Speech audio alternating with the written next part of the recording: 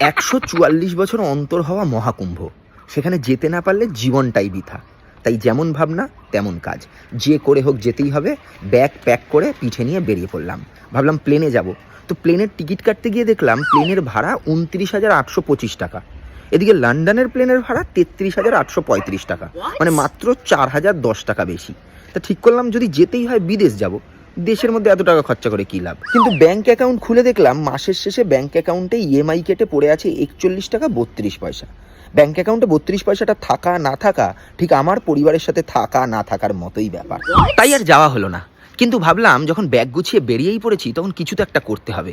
তাই ভাবলাম আপনাদের একটু জ্ঞান দিই। জ্ঞানটা কি? আগামী 26শে ফেব্রুয়ারি অবধি চলবে মহাকুম্ভ। মহাকুম্ভে আজই শেষ দিন নয়, ঠিক যেমন গতকালই বিরাট কোহলির ক্রিকেট ক্যারিয়ারের শেষ দিন ছিল না।